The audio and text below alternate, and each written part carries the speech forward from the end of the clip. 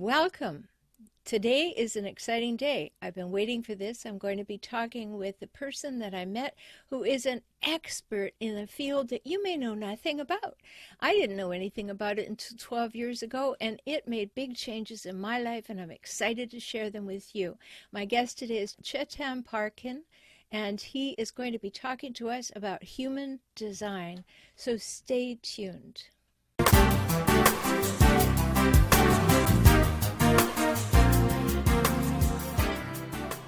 Welcome to Emotional Savvy, the Relationship Help Show. I'm Dr. Rhoberta Shaler.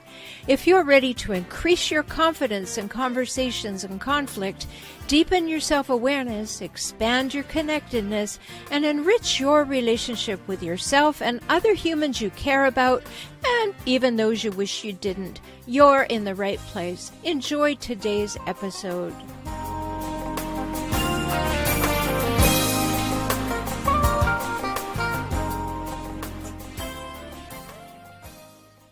I'm so glad you're here with us today. This is going to be such an interesting conversation, and this is my guest, Chetan Parkyn, and welcome to the program. Thank you, Rhoberta. So excited to be talking to you because we've met, we've talked, and I've been waiting for this opportunity to introduce to my listeners this amazing field of human design, and I only fell across it 12 years ago, and I must say that it made a remarkable impression on me when I read the report that I received. So let's go back to the beginning and tell people a little bit about how you became part of this. Well, in 1979, I had just finished a trip across Africa. It had been a 6-month safari through Africa. I was a trained mechanical engineer, and it was a very grueling trip. But when the trip came to an end, I found myself absolutely stumped. I had no idea what to do next.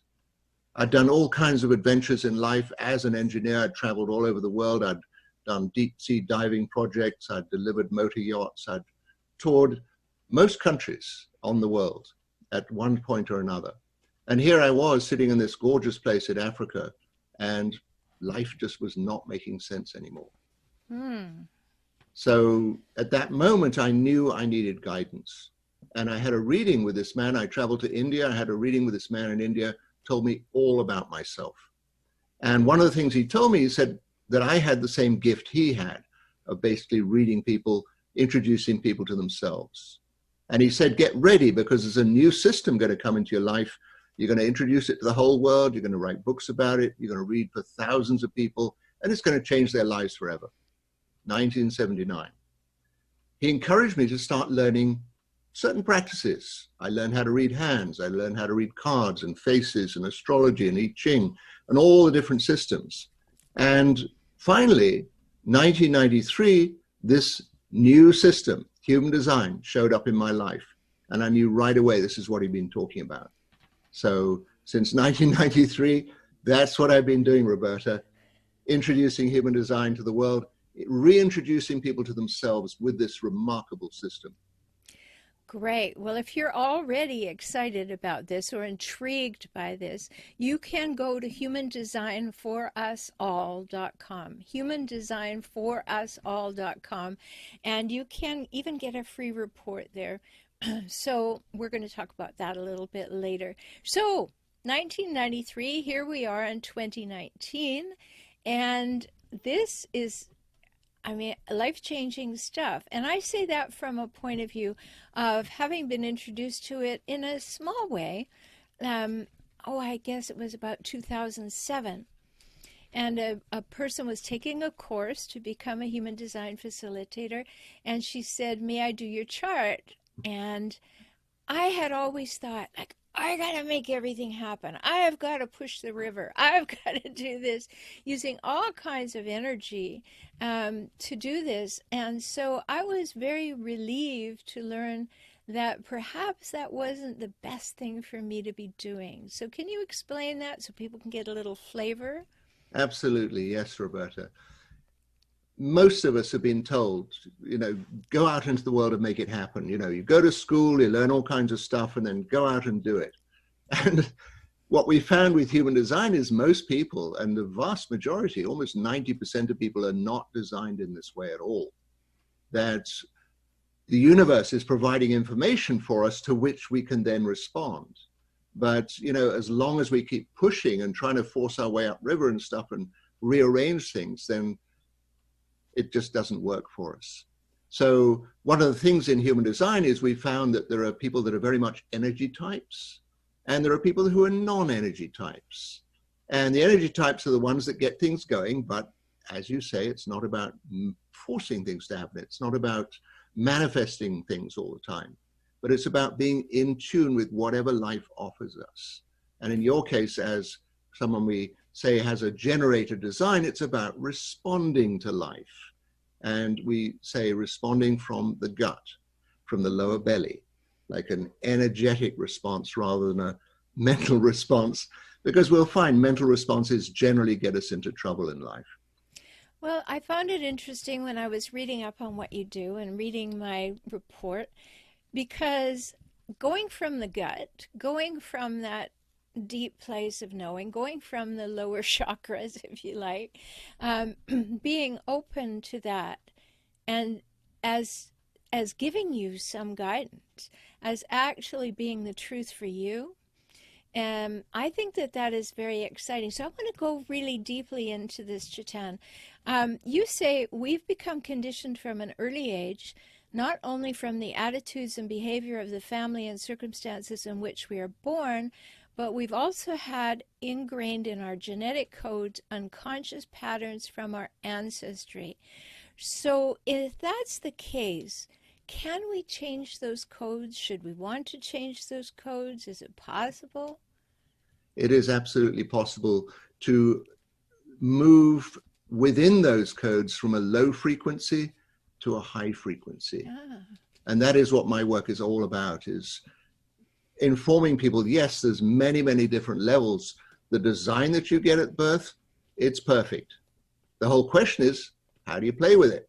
How do you work with it? Do you allow yourself to engage with life because of what the design tells you? Or are you always trying to follow everybody else's patterns? And you know, history in the world, you know, we go to school, we learn about history, geography, you know, as though that has anything to do with our life whatsoever. You know, the last thing we're told about is how to be ourself. And so human design really tells you what is your blueprint for this lifetime and how to play it to the greatest fulfillment. Well, as you know, my work is all about helping the partners, exes, adult children of people who are relentlessly difficult and toxic. I call them hijackals. And if you're born into a home where this person exists as your parent, you might have a very different experience than the one you thought you were born to. So if we are looking at that beginning, do you call that conditioning, being in a home where someone is a toxic parent? I'm sure there's much to be said about that, Rhoberta. I like to go a little bit further back in time to the moment of conception, to the moment at which the sperm meets the egg, the moment at which there is a soul agreement that is made to come into life. Now, at that moment in time, when that agreement is made, we're coming out of a universe. There is no duality. And so, you know, we go through the process, the 9-month process or whatever it is. We come out into the world, we arrive in this family or in this situation, and all of a sudden we're exposed to this thing called duality, where there is day and night, male and female, plus and minus, positive, negative, all these different things. Now, our soul agreement was to say, this is my agreement. I'm going to live and be in this situation. And so absolutely, one can arrive in an atmosphere that we would consider completely toxic. And then the whole thing is, okay, you made a soul agreement. What's that all about? What are you going to do about it? You know, are you just going to wilt and fade and, you know, put that toxicity out into your life? Or are you going to learn how to go into hell, go deeply into hell, find your way out of it, and then be in a place to show everybody else how to get out of hell? And sure enough, when that is the pattern, all of a sudden, the consciousness of the planet starts to rise dramatically. So yes, I see we, all of us, you know, enter into, I mean, where is a functional family, honestly? You know, is there such a thing? And all of us, you know, we make this soul agreement, we come in here, and what are we going to do about it? And that's the beautiful thing about human design, because it starts giving you clues, what you agreed to, you know, what were the cards you dealt yourself at birth, and how to play them. Fascinating, because I agree, but fascinating also when I think of my story, because one parent wanted a child, the other parent didn't want a child. The parent who was carrying the child was the one who didn't want the child. And yet I was this persistent little creature, an only child, of course. And when I was 2 years old, my mother had what was then called a mental breakdown, a nervous breakdown. She went away and she had electroshock therapy. And she came back a year or so later and unrecognizable. And, you know, that's how my life was. I was left with a toxic person. A toxic person went away and came back more toxic. But I was drawn to spiritual things when I was 3 years old. And so I had gone and gone to church and done things, because, of course, my parents didn't want me around. So if I wanted to go somewhere, they were great with it. And so I had that opportunity to look at them from a young age and go, there's something awfully wrong here. So I understand completely what you're saying, because it took years of learning and years of understanding the damage, and, you know, it continues to rise up. And so that soul agreement allows me to do the work that I do worldwide now. Absolutely. Because yes. I have that great understanding. I have that deep experience and was able to jump into that. And so I get what you're saying entirely. And therefore, it creates a life work, or did for me. But for many people, I'm sure that they can go through life forever not recognizing that they have choice. Absolutely, Rhoberta. You and I have very parallel stories. I was an unwanted child myself, conceived in a hurricane and born without a father, and just very strange circumstances. You know, just it would have been much better for my mother if I had not shown up. And like you, what does it do? It puts you on a spiritual path. There has to be an answer somewhere. There has to be ways of embracing this and coming to terms with it. As I say, you've got to go to hell if you're going to help anybody on this planet. Yeah, if you're going to be of any help to anybody else on this planet, you've got to go to hell first. You've got to experience. You've got to go right down, nose in the mud, and then you've got to realize this is no place to be. I need to get out of this. And you find your way out, whether it's through spirituality, whether it's through meditation, whether it's through yoga, whether it's through sports or exercise or dancing or whatever it is. You find your way out of hell. And then you're qualified, as are you, in these different ways of being able to facilitate for other people to recognize they're in hell. There's no place to be and they need to get out of it. Yes, well, you know, I think that the mud in my case was just something a little more fragrant than mud. So I want to get as much in as I can today. So you said something about self-love, and I wanted to know what your definition of self-love is. We're born alone, we live alone, we die alone. That is our journey. We're a singular being. But along the way, we run into all kinds of situations. We run into all kinds of different people. And the experience of love, you know, love, the universe is love. That's the only game in town here. It's the only thing that's playing in this universe. And the most important thing to realize is the universe has gifted us this possibility to have this life. And as I say, if you find yourself in hell, you've got to get out of the hell to have a life. But the whole point of it is, in the end, the experience of love is an internal thing. Now, it may be triggered by people you meet, by your parents, by your siblings, by the ones that you fall in love with, by a dog or a cat or something. But the love is an internal experience. And it's coming to terms with that and appreciating that and recognizing this is exactly a right place to be. But it's an inside job. Okay. And in the end, it's all about, in the first place, accepting this is my life. You know, I have been entrusted, gifted with to have this life. It's my life. I'm not here to live anybody else's life. You know, there's all kinds of examples of, you know, Hollywood and all kinds of dramas in life. You know, should I play this part? Should I play that part? No, we come here to play our own part. We're in a unique presence in this world. And so self-acceptance is the first state. This is my life. This is me. This is my responsibility. And then realizing, my goodness, what an extraordinary planet I've been put on. What an extraordinary possibilities there are here.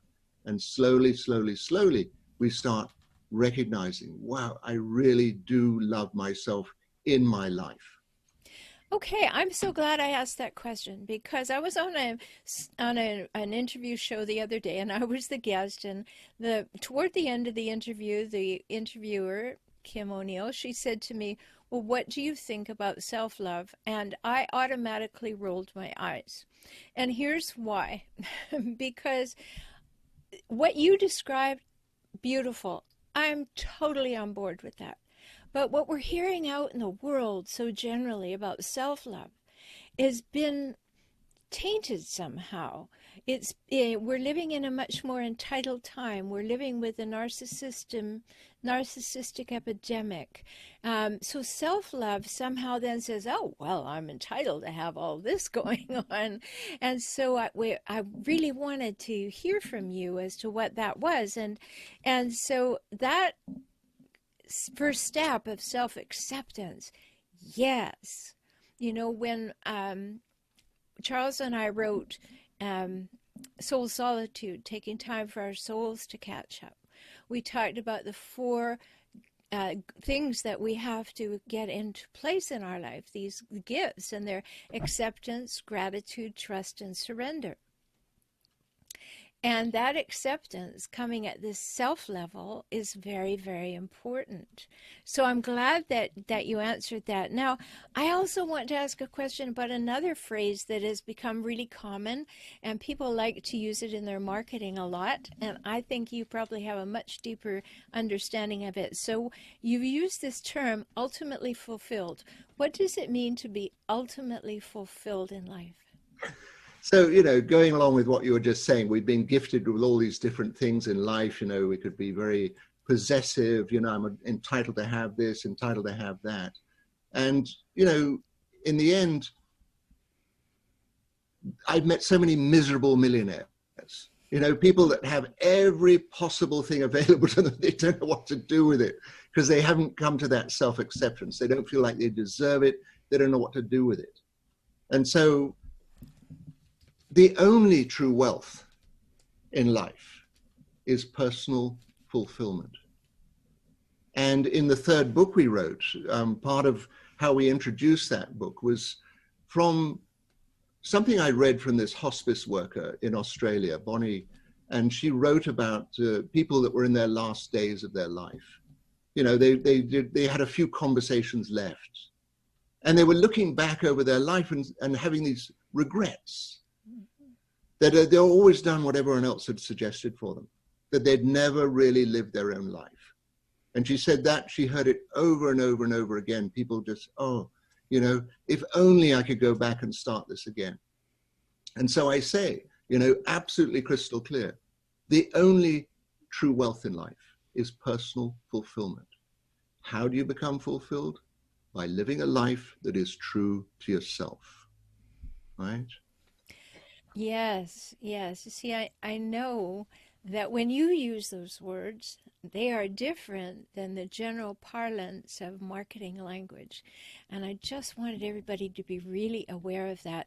And if you've just joined us, my guest is Chetan Parkyn, and he is an expert, a world expert and authority on human design.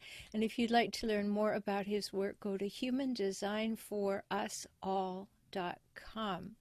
And he has a free gift there for you.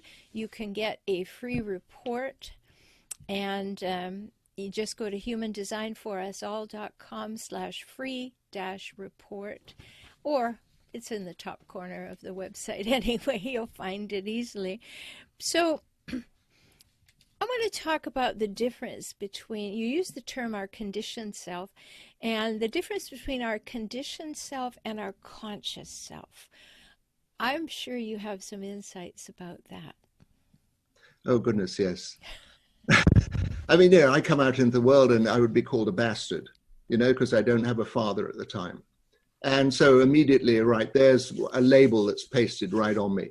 I go to boys' boarding school and, there's all these different labels. You're good at this and bad at that, and learning about everybody else's life systems and stuff. So then going to church, and it's like, what kind of church? If I was born in a Buddhist community or a Mohammedan community or a, Christian community or whatever, 300 major religions on the planet. So there's all these different layers of things that get piled on top of us. And so in the end, most people get absolutely buried in everybody else's understanding about what life is. And the honest truth, Rhoberta, nobody knows what life is. I don't care who you ask. You can ask Muhammad, you can ask Jesus, you can ask Buddha, Krishna, whoever you like. Nobody knows what life is. We're here to have this adventure. Now, sure, there are certain rules and things that are set up for us to kind of give us boundaries. But in the end, what we're moving into in this particular point in time in the world, going into what we call the Aquarian age, we're moving into a time of personal responsibility. And all these rule systems that have been set up, all these religions that have been set up, they're going to start finding less and less effect for us in life. Mm-hmm. That we really are moving into a time of personal responsibility. And that is why I really enjoy human design so much, because it puts you on the map in your own life. It puts you in present tense in your own life, equipped to deal with anything that confronts you. Wow, a lot. I hope everybody is as intrigued by this, and I don't mean that in a light way. I'm not just curious about it in a light way at all, because I've had an experience of it and it was changing for me. Yeah. And I hope that people are more than curious, that they really will have a look at this. You say that human design is a self-remembering device. What does that mean? Well, when you understand your design, and it's a unique design, as I say, there's no duplicates in the whole of the universe. So when you understand your design and how it works for you, you are then, as I say, equipped to deal with whatever it is that life puts your way. So being true to yourself, according to your design, and as you found it, your design, you have this generated design. So there's this whole thing about a gut response. For me, I have what I call a projector design. It's one of 5 different types. We each have one of these types. And a projector design is always attuning to the world around us to find out, what is it that really resonates with us. There are people that we call manifesting generators. There are people that we call manifestors. There are people we call reflectors by design. They're each different, and they have very, very different ways of interacting. And then also in human design, there's what we call authority, how we make decisions. And there are 6 of these different authorities. We each have one for our whole lifetime. And once you understand how your authority works on your terms, as I say, you're equipped to make decisions, whatever it is that's confronting you, on your terms, according to your perfect, unique design. So, yeah, this human design is such a gift for these times, Rhoberta, just helping us tune into what it is that's really for us to experience in this life. Life is on our side. Life wants us to succeed. But if we're playing somebody else's game, we're trying to play according to somebody else's rules, copying somebody else's lifestyle or what they've suggested for us, it's a hopeless thing. Yes, and people do like to tell us what's best for us. So, there are a lot of opinions out there and they're happily shared. So this is a very introspective kind of thing to do for ourselves. And I recommend it. Go to humandesignforusall.com. I could say that 100 times, but it's in the show notes. Go there, and also the link to the free report. I think that really understanding that you as a human being have an amazing opportunity of a lifetime. I talk about that a lot, that you as an individual have an opportunity of a lifetime. And if we don't get curious about what the possibilities of that opportunity are, we can miss it. You know, we can just lie down, have a beer, watch TV, and let it go by. and if we're not that kind of person, if we're curious, if we can say, am I actually living according to why I was on this planet? You know, one of the things I talk with folks about is, do you know how unlikely it is that we exist? You know, when you think of one egg and a million sperm and the possibility of repeating the experience of the sperm looking for the egg and one finally creating us is just an amazing thing to think about. So that's the meaning of unique, you know, that could possibly happen and that you could come into existence. And what about your offerings once you get here? What about the possibilities? What about the learning? What do you do with that learning? How do you get a foundation? Which I think one of the ways to get a foundation is to look at human design so that you understand what happened when you arrived on that particular day, at that particular time, in that particular location. So I really encourage people to do it. Now, I'm really interested in personal stories. So how have you learned personally to navigate toxic relationships when they show up? The bottom line is to be true to oneself. So, and within that being true to oneself, to recognize you either engage with the toxicity or you find a key to move into a higher frequency and get out of it. So what I found in this world, you know, we could look around the world and say, wow, there's so much chaos at the moment, so many toxic things going on, you know, whether it's political or religious or racial or gender-based or whatever, there's so many toxic possibilities. But to me, these things exist because of a negative mindset. Mm-hmm. And I'm not all about positive thinking necessarily. You can't have the negative without the positive. You know, they both got to be here. The question is, as a conscious individual, where are you going to put your attention? Are you going to keep on endorsing the negative mindset? Oh, it's all so messed up and it's so dreadful and life's terrible and the world's a shambles. Or are you going to say, well, you know, there's another side to that as well. And if we look around us in this world, everything is celebrating except human beings. Trees are waving in the breeze, birds are singing, dogs can't help but wag their tails. You know, everything is celebrating, flowers are blooming. Everything is in a state of celebration except human beings because we settle for this low frequency. Mm-hmm. And the moment we start shifting into a higher frequency, and human design can really guide us into that higher frequency, and it's absolutely the work that I do with people on a personal level and in the trainings that we do is showing people how to move out of this low frequency into a higher evolved state. Oh, see, so much. Like I said, aren't you all just very, very excited about the possibility of learning these very interesting and basic underlying things about who you are as a unique human? I certainly hope so. So exciting to talk to you, Chetan. I've waited to do this. I'm excited to do this. Maybe sometime we'll do it again. So many questions, could ask so many questions, but I'm not going to ask those ones further. I'm going to ask you, though, what would be the last piece of wisdom you would like to share with our listeners that maybe we haven't spoken of regarding your work? Our nature is to be joyous. Our nature is to be celebrative. And if you cannot find the joy in your life and you cannot find that means to celebrate, and I'm not meaning, you know, get intoxicated and drunk and stoned and all that in terms of celebration. I'm talking about a natural state of life being a celebration. If you can't find that, then we have something for you, which is get your free human design report, get your comprehensive human design report from our website, get our books. The first book we wrote, this human design book, it's in 14 languages now. It's a bestseller all over the world and do a little bit of homework and start finding out what is your design, what was it that you agreed to before you came in here, and start working with it just a little bit. I call it a self-remembering device. You understand about how your design works and you start recognizing what life is offering you and how to play with it.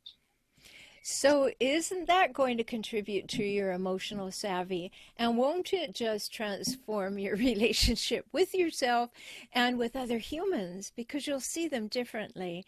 Very exciting. Thank you so much for being my guest. And I look forward to getting a more comprehensive printout for myself. This is Chetan Parkyn, and you find him at humandesignforusall.com. I'm Dr. Rhoberta Shaler. You find me at transformingrelationship.com.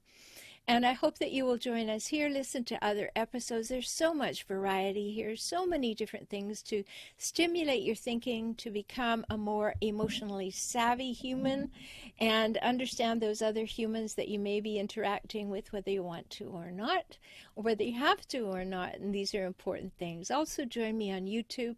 My channel is called For Relationship Help, F-O-R, Relationship Help. Until we talk again, treat yourself very, very well, because you're precious and you matter. Talk soon.